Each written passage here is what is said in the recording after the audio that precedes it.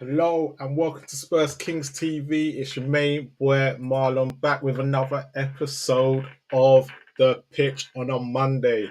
I hope you are all well, and to all my Spurs fans out there, I know you are living life right now, but it's not time of that week. We're going to talk about something completely different, but let me bring out the guests, the panel that you're getting used to right now. But first of all, let me say hello. Mitch, are you well? Yeah, not bad, brother. How's it going? You alright? All good. Stocky, are you well? Fantastic, mate. Good to see yous. And finally, episode 3, Sync. Yeah. Right, so the audience know who you are, right? Who do you support? Who do I support? So Yeah. I'm Sync, and I'm a QPR fan. So I'm the absolute neutral, unbiased opinion in there. There's going to be no favoritism coming from this corner, that's for sure. Stocky, Lopetegui out? No, not yet. I'll tell you what. I'll make my decisions when I work out what he's trying to do. Is anyone regretting Moyes out yet?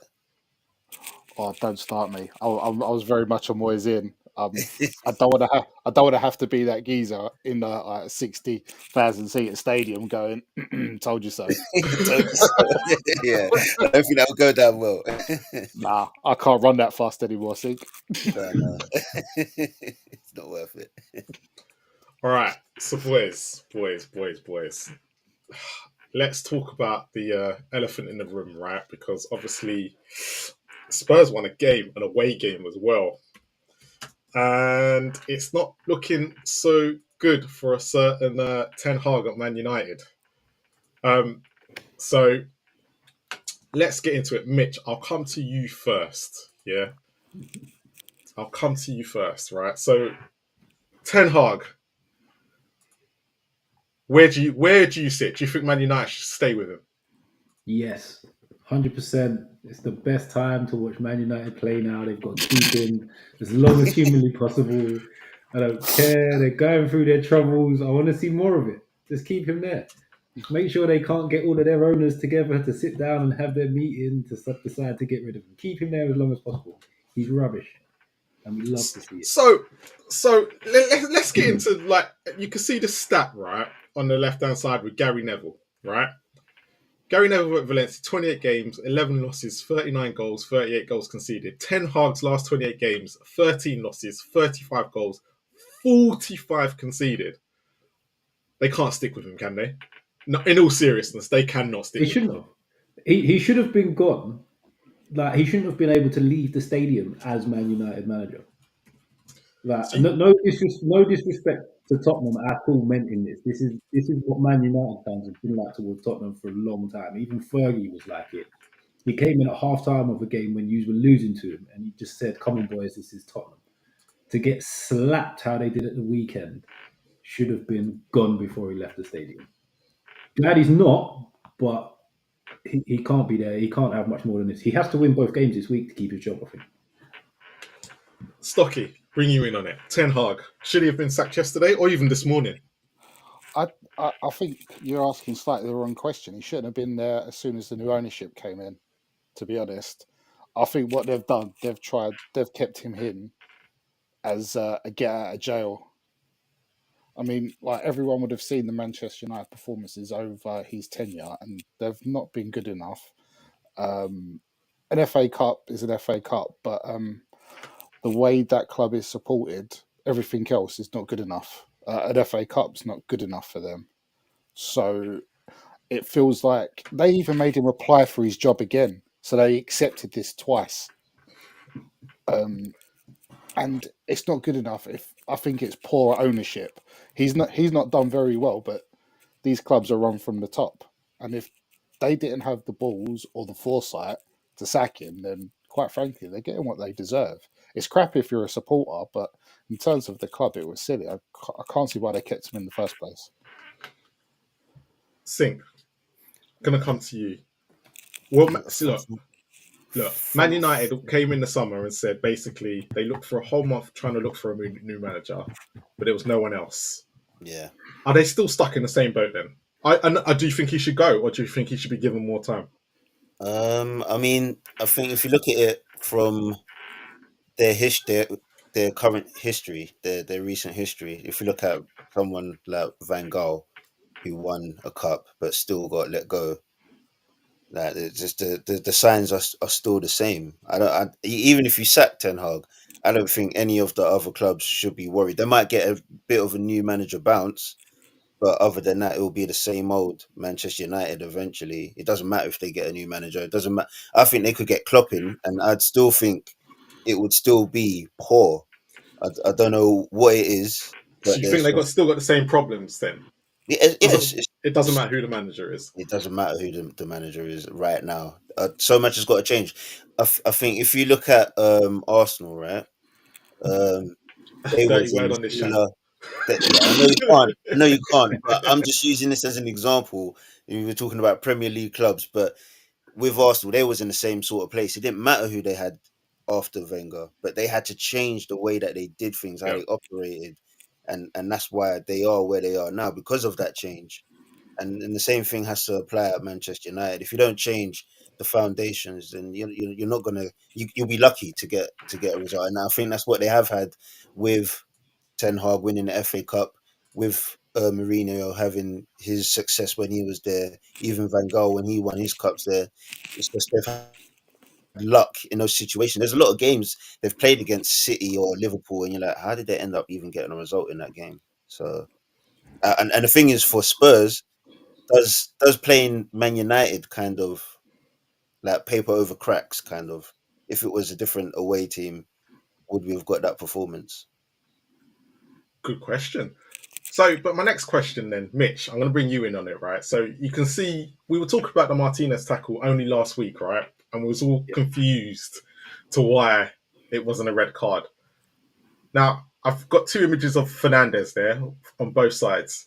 Was it a sending off for you? I actually think he's very unlucky.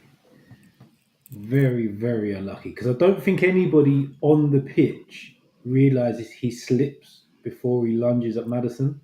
Yeah. But it's another one of these high threshold VAR things that once the refs give it, it's done. Like, I don't think there's enough. I don't think it goes enough the other way for VAR to step in and say, no, don't send him off. But if he didn't send him off on the pitch, VAR then wouldn't have gone, yeah, that's a red, because they can see that he slipped. But I don't think anybody at the pitch side realised he slipped before he lunged. So they put it down as reckless or out of control or whatever they may have thought it was at the time. But once the ref's given it, it's done. But he is very, very unlucky for me because that is never a red. Stocky, red card or not? Nah, strangely, I agree with Mitch for once on a discipline issue. Uh, what I would say though is I have no sympathy for him because he is constantly a very petulant footballer. Do you know what? You slipped. It's not. But, do you know It's what? not there to be won. I've Just heard deal this with a it. lot in the last couple of hours, right? How everybody has said, not a red card, but it's bloody Bruno Fernandes, so it deserves a red. Yeah, Oh, mate. he's right. He's absolute right. It couldn't have happened to a nicer person, but he shouldn't have been red. Yeah. He spends so much of his game chasing around refs, complaining about decisions, and he does that lots of waving the arm as soon as he don't get it feet and things like that, and kind of lets side down as a captain as well. There's some things you don't have to go in for. You let your bruisers do things like that. You don't want your creative people doing things like that. Especially like that, definitely. Don't want them doing it like that. Yeah. So, think you on red card or no red card? I don't think it's a red card, but what I would say is that maybe with Fernandez's kind of, like Stocky brought up, just his petulant behavior, he's got that about him. Like the slip can almost look like he's being petulant, so I could understand the referees even giving the red card like off the bat. Again, that with VAR, I think they've got to have the presence of mind to actually go back and let the ref have a look at that one. To be honest, it was a slip. You know what I mean? He didn't try to cause harm. He wasn't going in studs up. He slipped and his foot ended up being the eye. So, does this not break into, because obviously you saw the picture of Martinez last week, right? Why is Martinez's one is more of a red card than Bruno Fernandes, or should they both be red cards? Dangerous play, letter of the law. Martinez should have just been a red, full stop, surely. Yeah, Martinez really should have been a red. Was there a connection made with Martinez's challenge? No, No, that's why it wasn't given. that's But why I went. Yeah, he's got Yeah, intent I think there. that's He's the got only intent. reason why. I think if his little toe even stamped on his foot, then it should have been a red card, because that just like 2-footed challenges can't be in the game of football. Like even on Sunday League, that can't be in the game of football. We want that out of football. So I'm going to ask you all a question, yeah? And be careful with your answer, right?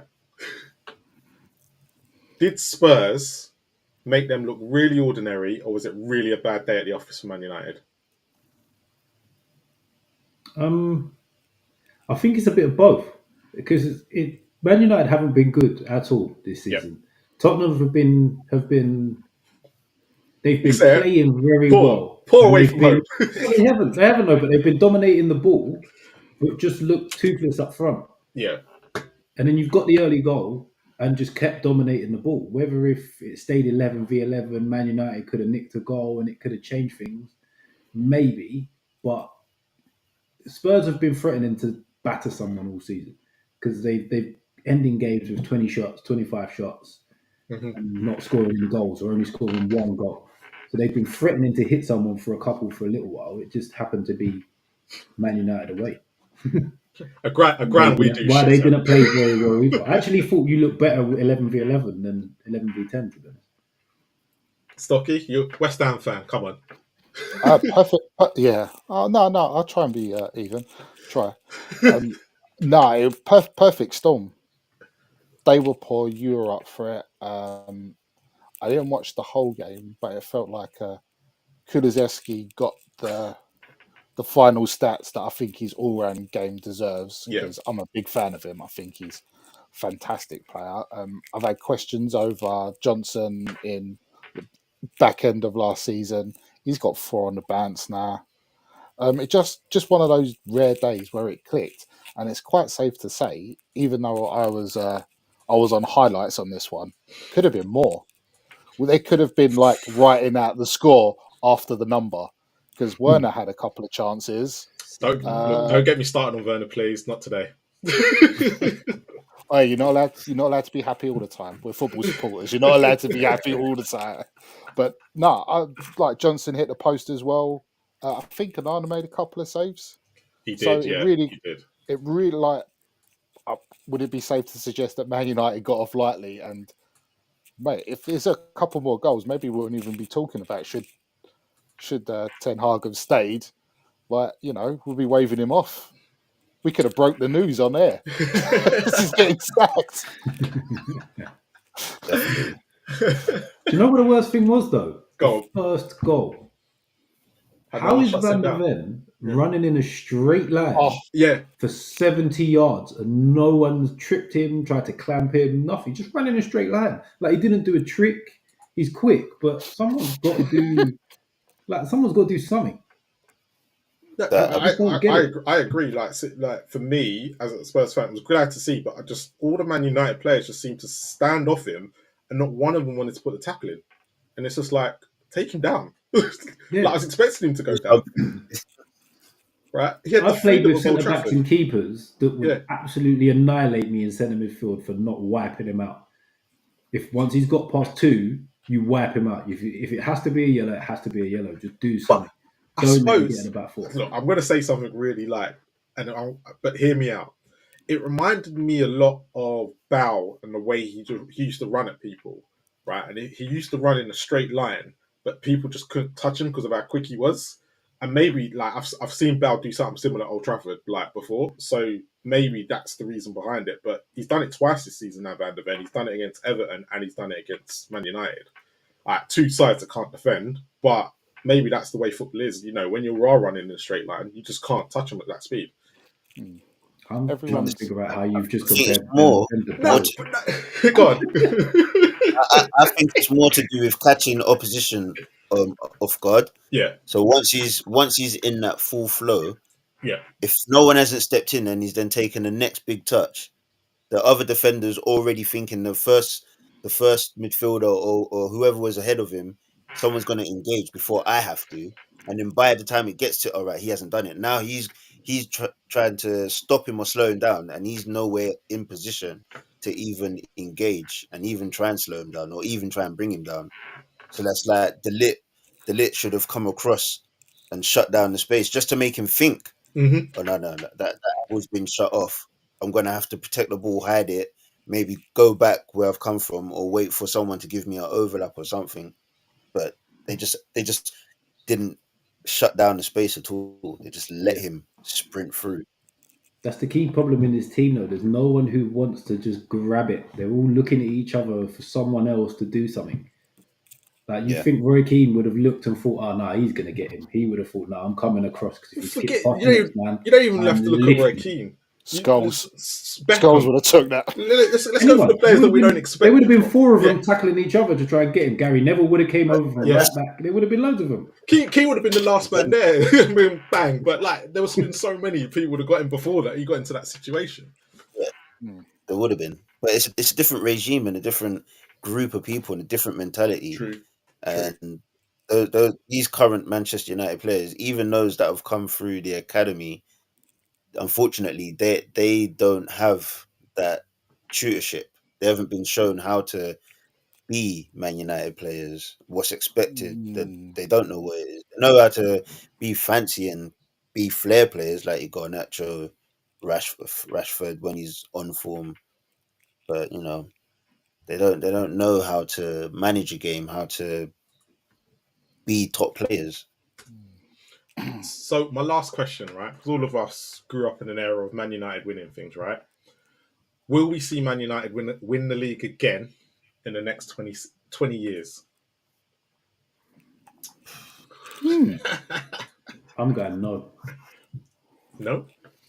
I'm going no. Yeah, the thing is, if you'd have asked a lot of neutral fans about Liverpool back in the 80s, I don't think they would have said that.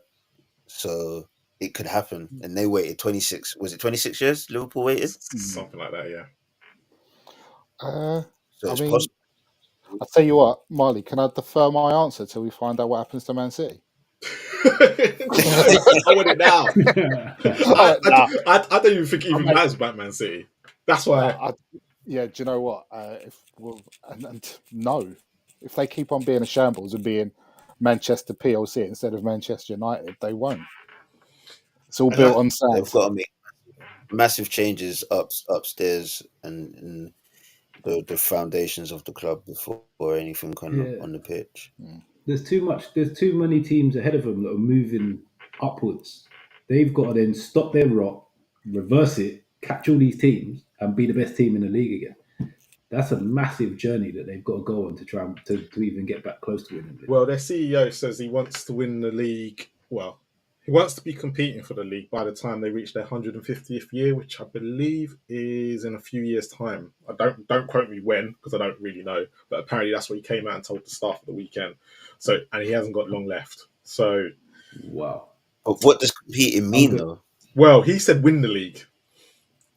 But everyone else is taking it as they're not going to win the league, so they're obviously going to be competing. But they should be top 2, top 3. The thing is, to win this league right now, City have shown what it takes to win this league. Arsenal and Liverpool have given very, very good attempts to try and topple them, and look what they have had to do to get anywhere near it. I just don't think Man United are anywhere near that. Not even 4 Liverpool. years. 150 is 4 years. Wait, what do you mean? They'll win the Europa League in 4 years, perhaps. Yeah, they're a cup team now. But boys, and anyone in the chat, whoever watches this back afterwards, I want to know the same question: are Man United going to win in the next 20 years? Yes or no? But let's move on to the next topic, and it could only start with one man, and that, my friend, is Cole Palmer. Right, and the reason why I want to bring him up, yeah, I can't agree more. 40 million, yeah. So the first question I'm going to ask before I ask my other lot of questions is: did Pep get it wrong? Selling him, yeah, that's a mistake. Even though, a mistake, especially especially for me, especially with De Bruyne coming towards the twilight of his career.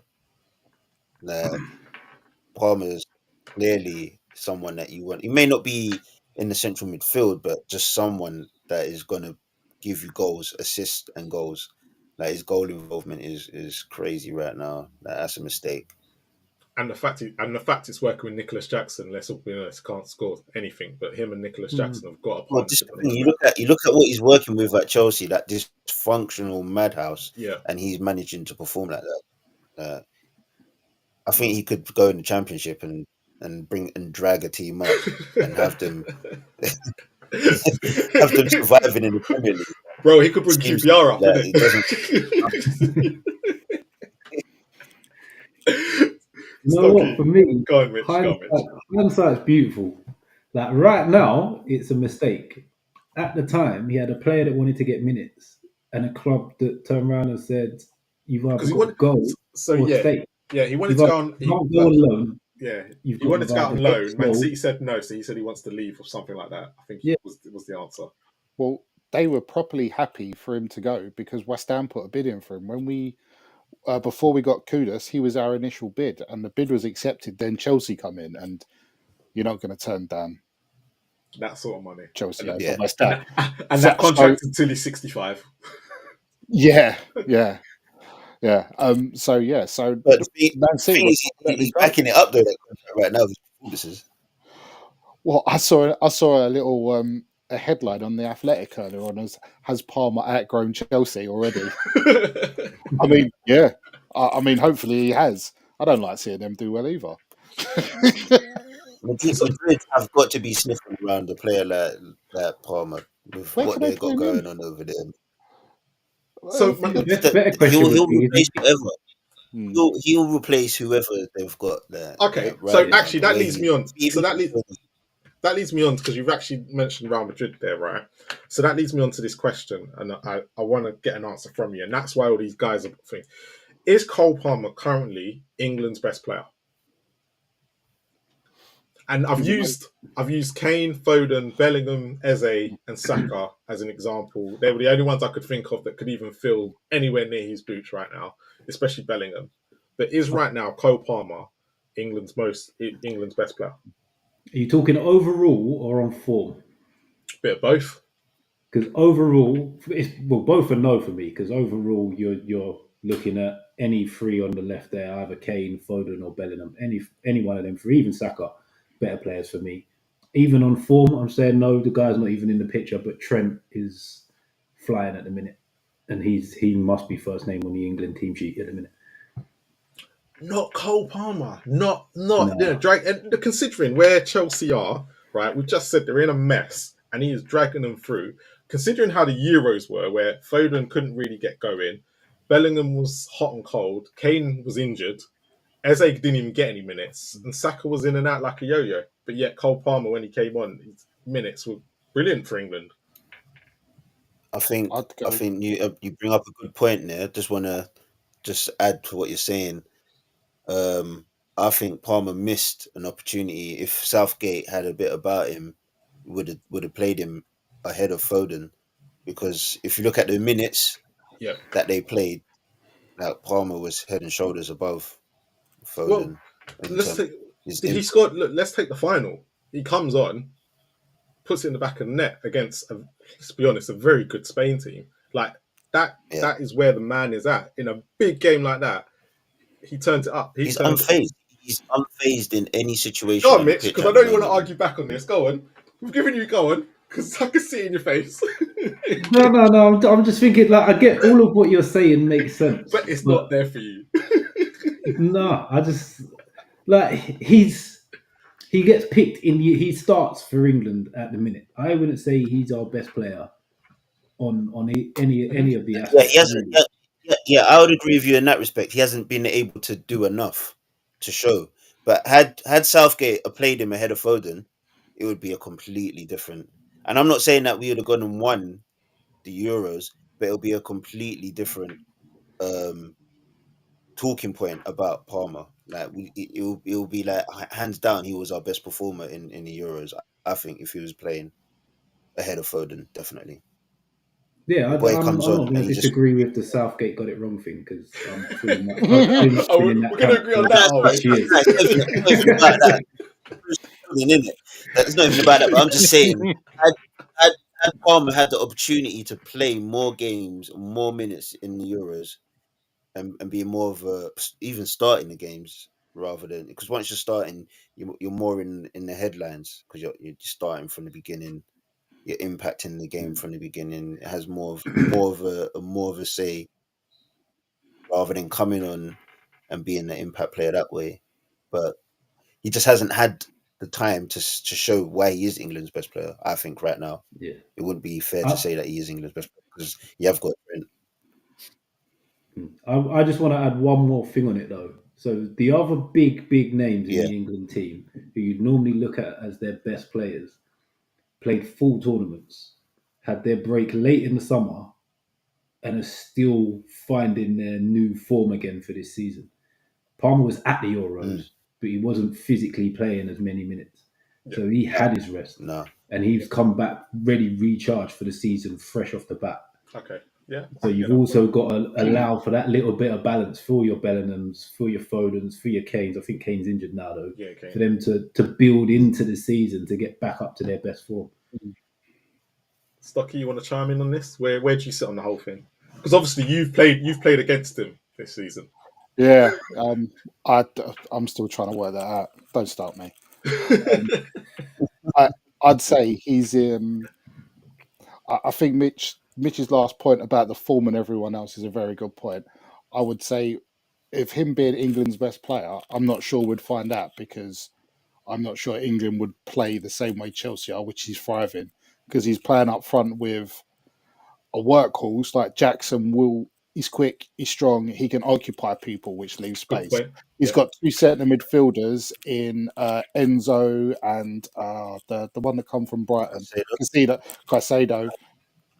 They can shuttle, but generally they're deeper players, so there's spaces for him. He's got two proper wide players now. Are England going to play a 4-4-2? I doubt it because Palmer now has played in that 4-4-2 sort of. So, but he's like a kind of the free forward, so he's been going places. What's impressing me is that I've seen the full range of finishes. He had the free kick at the weekend from we're getting on like 30 yards. He's getting tap ins. Although he had like one offside. There's tidy finishes. There's tap ins. There's a range. If he, mm, I want it to be transferred to England. Will he get the opportunity in a way that would make him thrive like he is at Chelsea? Sadly, I'm a lot less sure. But he's How about given it this then? a go. Sorry, Go on. finish Knox. Go on, now go on. How about this then? With Kane injured and the international break coming up, Foden just slot. I mean, not Foden. Palmer slots in as like a false nine role instead of Kane, and we play Well, them all. I Because didn't where like else it does when he he did fit? it. I wouldn't. I I wouldn't wouldn't do it. post man. I'll put Steve Watkins, Tony up front, and just let him play off them. One of Yeah, them because two. he didn't do that for Chelsea for parts of last year, and he basically only scored penalties in the end because he just wasn't in the right position when they were playing a false nine. So then the next question would be how do you fit him in? How do you get him into that England team? Because Saka's constantly on form. He never seems to drop form. Yeah. And And then you Bellingham. can put whoever on the left side, put Grealish on there. Whoever. Foden sits on the bench. If Kane's fit, Kane Bellingham, plays. for me, Bellingham. It's not going to Yeah, work. he plays number 9. Otherwise, you put Watkins or you put Tony up front. For me, Bellingham, I wouldn't put him as a 10. For England, I think he's much better as an 8, like in the central Oh, midfield area. You don't need to rely on him to score lots of goals. And the thing is, mm. it's more of a natural thing for Palmer to do. Like he's shown in his game, it's So, natural for him to look to create. so would you play Palmer behind Kane and Bellingham basically next to Palmer, like a bit like what Spurs are doing now, Kulusevski and No, Maddison? I think he's saying so it'd be Rice, Bellingham, I'd have a double pivot. Palmer. I'd have a double Yeah. pivot. Like Yeah. England aren't Rice, good enough Bellingham to just deep, play Palmer in one. front. Yeah, Rice and Bellingham, and then Palmer in front of them two. So my next question, yeah, How does Cole Palmer, and I'm going to leave this one to you, Sink, how does Palmer compare to Owen and Rooney? This is the thing for me. Like he's showing that he can be of that level. Like Owen and Rooney, when they played for their clubs, when they played for England, they were game changers. They were the ones that were getting on the ball and making things happen. He's doing that for Chelsea, this really poor Chelsea team. He had moments to show what he can do for England in the Euros. I think given opportunity, he could be that player, especially playing with someone like Harry Kane, who also likes to get in the goals as well and likes to drop deep. It will allow for his game to grow as well in the international stage. I think he could be like the next generational player for England. Definitely, he could do it if heads in the right place and stays focused, stays on football, and doesn't get swayed by or distracted by anything outside of football. Why Mitch, not? how does he compare to those two? I think it's a tough comparison because this is a 22-year-old Cole Palmer, and Rooney and Owen were levels at 18. They were in talks of some of the with some of the best players in the world at like 18 years old. And Rooney is probably one of the best talents that's ever come out of this country. So to try and put him in that bracket this early is a bit mad for me. I think it's hard to compare him to them too. I think it's a bit of an odd comparison for me because both Owen and Rooney shot out of the blocks like stupid quick, and Palmer didn't really get much of a chance at City. He's gone to Chelsea and it's working for him now in a system where he's just And he being shot a out of the maverick. blocks at Chelsea. He has shot out Is of that's blocks, it? He's gone to but Chelsea and he shot right out of the block. yeah, that's like 21, 22 though. These guys are Even just even when on the world stage even in as the well. games he did play for City, that's all the highlights was talking about. Oh, did you see Palmer's performance? Yeah, Did you yeah, see I get Palmer's performance in this game? City. And since he's gone on to to Chelsea and made his house his home, he's doing big things at Chelsea. Hmm. Do you I reckon he think could play a role though when he's asked to play a Say hmm? that role again. rather than just reckon he can play that role though when he's asked to actually play a role rather than just being Chelsea's go-to guy? Maybe that's where his game is different. See, like Rooney could play anywhere. Yeah, Owen was just a out and out finisher, speed, technical ability. Palmer's shown that he has got technical ability, got bags of technical ability. It's just whether he can step up to that next level of playing Champions League football, challenging for league titles. Because at the moment, it's just like he's trying to do whatever he can to score as many goals as he can for Chelsea. There's yeah, no real sort of all right, we're challenging for the title. We're challenging that that real pressure when it comes to May. He Mm. hasn't got to worry about that. He's got a different kind of pressure to worry, and he seems unfazed with it, but as well, he just goes and scores and creates and keeps on doing it. He's marching to his own beat. I think when you look at him on the pitch, Yeah, it's not like he's a Rooney who was always busy, darting, hungry, aggressive. You look like Cole Palmer, and like you're surprised his eyes are open. He's that laid back away, like off the ball. Then all of a sudden, I think it's the explosion. And he's got decent pace, I'd say as well. But I don't really have to see him use it because he always seems well in control of the ball. Good shorter movements.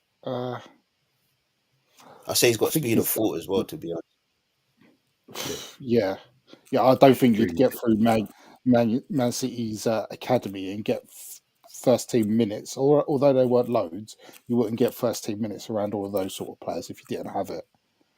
And he creates as well. Like I've seen quite a few just like sort of no look passes, like just the sneaky ones between centre halves because mm. where he's scoring goals, everyone's going to be scared of that left foot. And then if he's got the vision to play them balls, because with those two wingers, they've got going in a minute as well. Yeah, it's all working for Chelsea because I think everything's set up for him to do really well.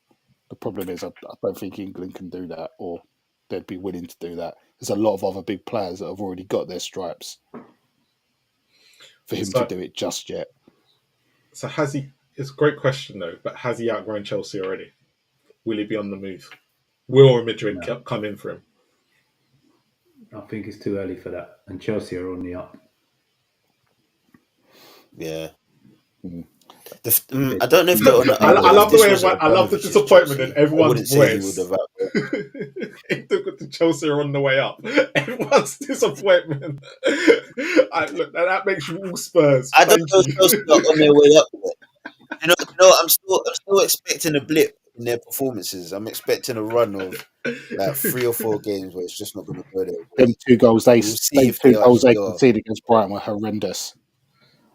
Yeah, because their goal them is 2 crap goals, though. Yeah. Sanchez is crap. Dre- That's the problem. Oh God! But Yeah, everything else they seem to be doing at the minute, for me, says they're moving in the right direction, and they're all moving in the same direction at the minute, and that's a problem for a lot of You teams can in the see a league. style that's starting to emanate within the Chelsea play at the Yeah. moment. I can see a style Well, under the new manager. Last season, it was just like, right, you 11 go and play, see what you can do. Now they're Mm. actually playing to his system, and he's chucked away about 15 players that don't even train with the core that he's using.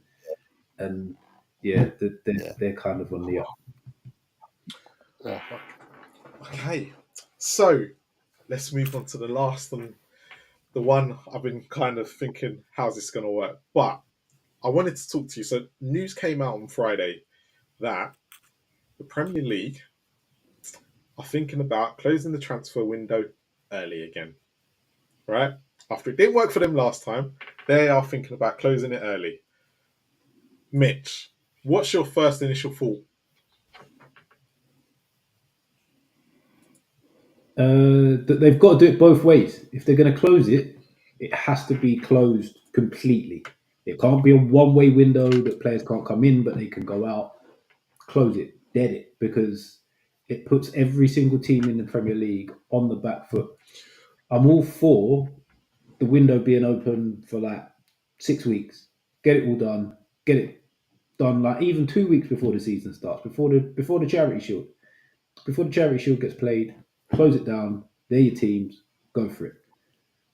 But the problem is, every other team in Europe, from Saudi and from other places, are going to be like, no, So our window doesn't close till then. We still might want to buy your players.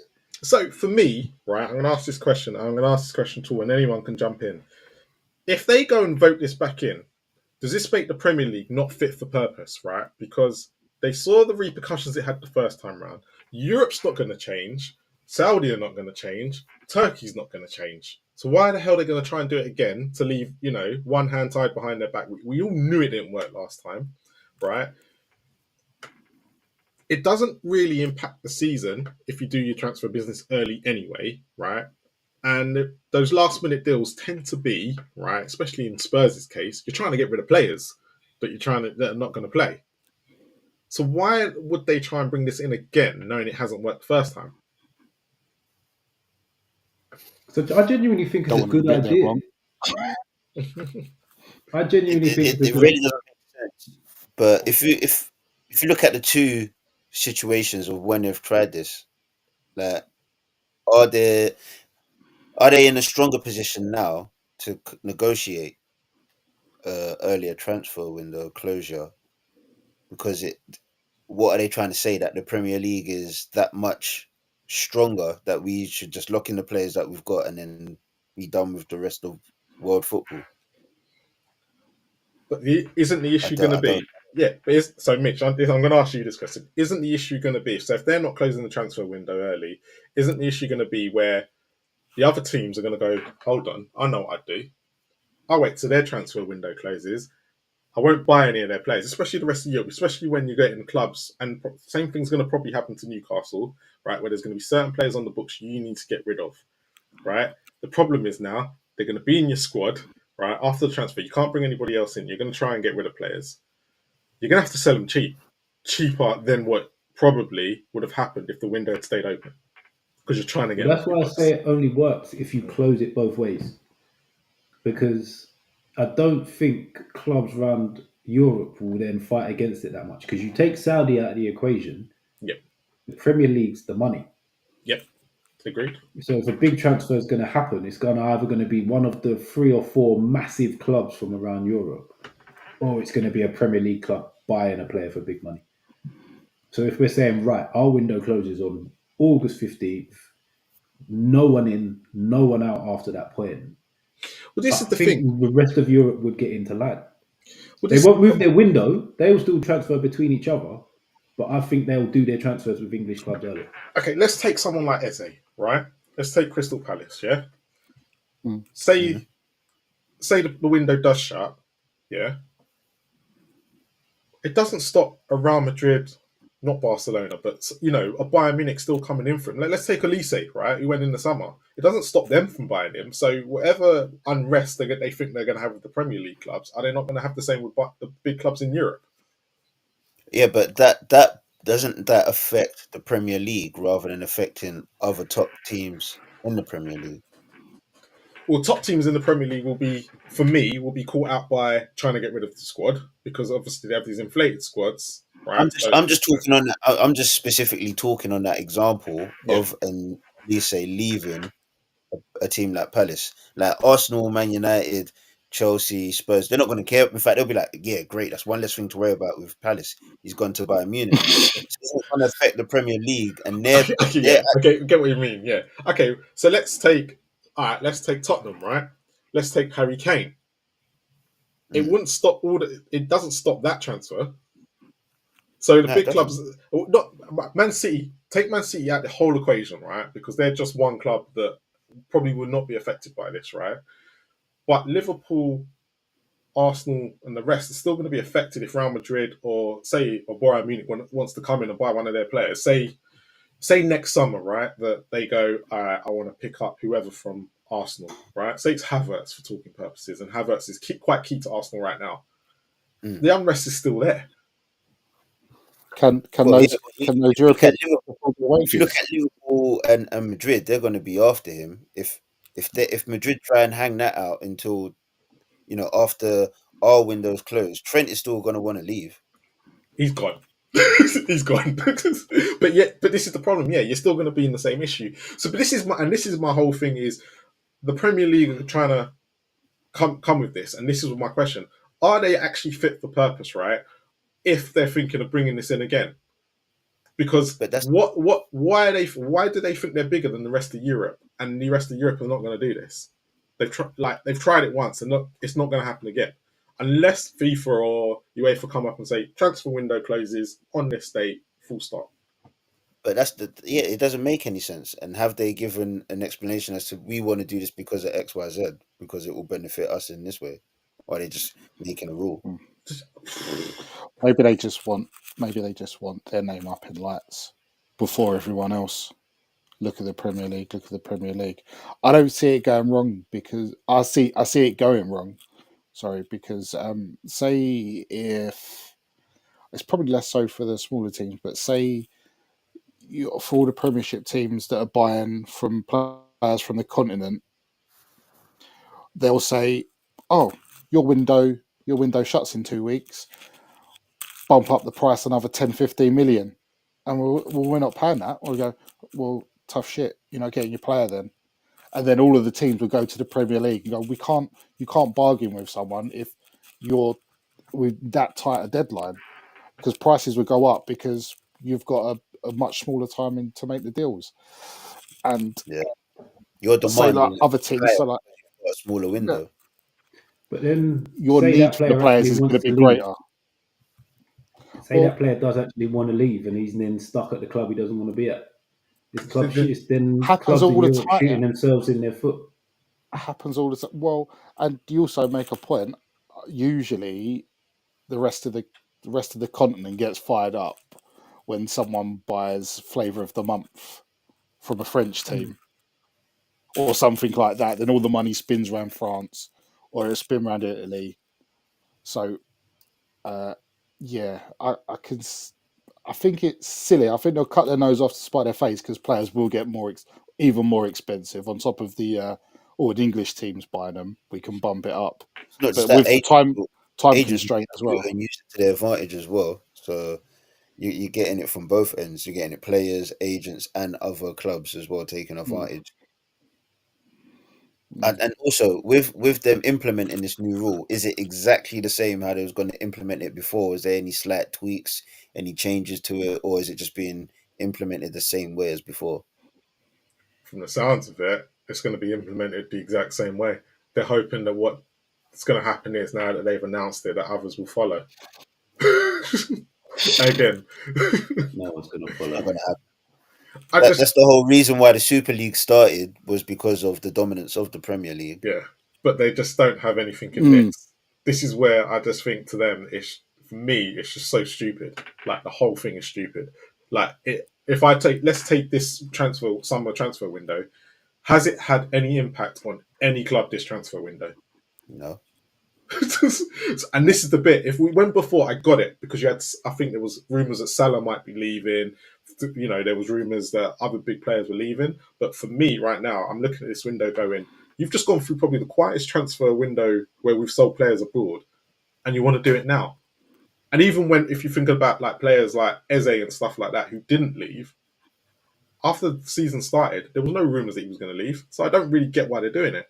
Only Gahey was the only one in it. Yeah, Gahey, but that was down to. But again, he didn't leave, and that was down to Newcastle not giving. Well, Palace not accepting a bid from Newcastle, right? It did. Let's be honest, Gahey didn't play any different.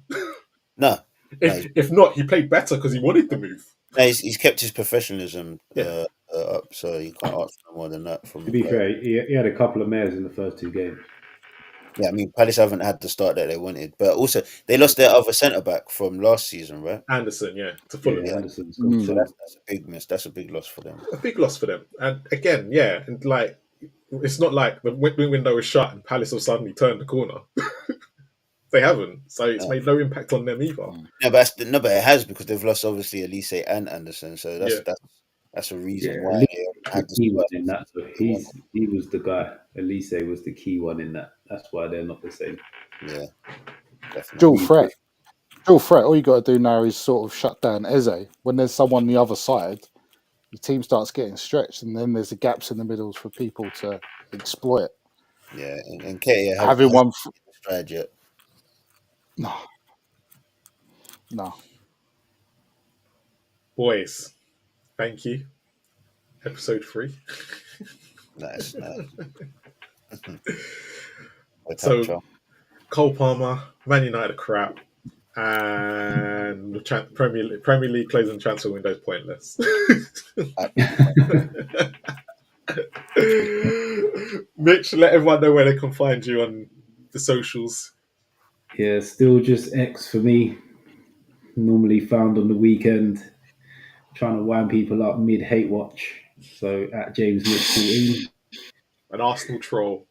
That is it. They're easy though. So Stocky, where can people find you on the socials if they want to find you? X as well, Stucky _10, trying to avoid talking about West Ham and just picking any other game that's on telly to talk about. Sink, any socials for you? No socials for me, my friend. I'm free from the system, you know. I'm not connected to the matrix. Think not Bushman. That is. Play with them thing there. Apologies for the delay in the stream starting, people. I had technical issues and I was a bit late. But we'll be back again at 9 o'clock next week. Make sure you tune in tomorrow for Ashmatic's analysis for the Man United game. I know that's what the Spurs fans are looking forward to.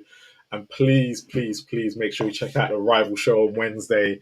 I believe Cass, I want to see if Cass makes an appearance again after Man United's loss. After he said he wants Spurs to win, he wants Ten Hag out. It'd be interesting to see where he's sitting now after a loss to Spurs as well, after it's sunk in. But anyway, thanks for watching. And as always on my channel, come on you Spurs.